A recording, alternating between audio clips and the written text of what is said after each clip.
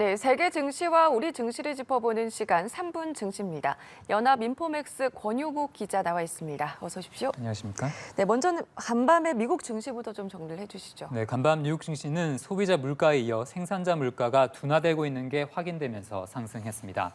마감가를 살펴보면 다우지수는 전장보다 1.14% 올랐고요. S&P 500 지수는 전장 대비 1.33%, 나스닥 지수는 1.99% 뛰었습니다. 다우지수와 S&P 500 지수는 지난 2월 15일 이후 최고치를 경신했는데요. 나스닥 지수의 경우 4거래일 만에 상승세로 돌아섰습니다. 주요 지수들은 장 초반부터 강세 압력을 받았고 장중 상승폭은 계속 커졌는데요. 개장 전 나온 생산자 물가 지수가 하루 전에 나온 소비자 물가보다 더욱더 뚜렷한 둔화 흐름을 보여줬기 때문입니다. 미국 노동부에 따르면 3월 생산자 물가는 전달보다 0.5% 하락했는데요. 이것은 시장의 예상치인 보합 수준보다 크게 떨어진 것으로 팬데믹 초기인 지난 2020년 4월 이후 최대 낙폭이었습니다. 생산자 물가는 지난해 동기 대비로는 2.7% 올라 시장 예상치 3% 상승을 역시 밑돌았습니다. 이렇게 인플레이션 둔화 흐름이 확인되면서 연방준비제도가 긴축을 빨리 끝낼 수 있겠다는 기대가 커졌는데요. 한편 간밤에 나온 고용지표는 노동시장이 냉각되고 있음을 시사했습니다. 지난주 신규 실업보험 청구자 수는 23만 9천 명으로 시장 예상을 웃돌았는데요. 실업보험을 청구하는 사람이 많다는 것은 그만큼 노동시장의 과열 현상이 진정되고 있다는 의미입니다.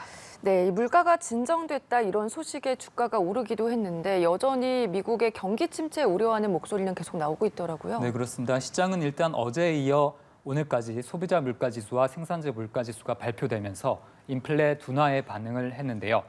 하지만 연준이 금리 인상을 당장 중단하지 않는 이상 경기 침체 위험은 여전하다고 봐야겠습니다. 시장은 여전히 다음 달 0.25%포인트 금리 인상 가능성을 크게 보고 있는데요.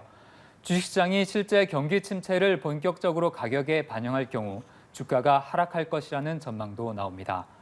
뉴욕 증시는 이번 주말부터 대형 은행들을 시작으로 본격적인 어닝 시즌이 시작되는데요.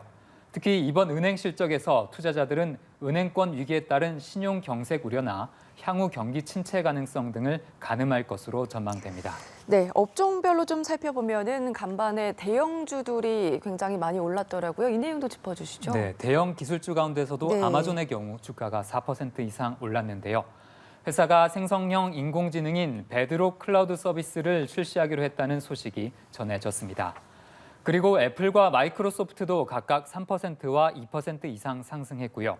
알파벳, 테슬라, 메타 등도 3% 가까이 주가가 뛰면서 간밤 시장 분위기를 주도했습니다. 네, 마지막으로 오늘 코스피 전망까지 짚어주시죠. 네, 어제 코스피는 경기 침체 우려에도 기관의 매수세가 유입되면서 상승했습니다. 지수는 2,562부근에서 거래됐는데요.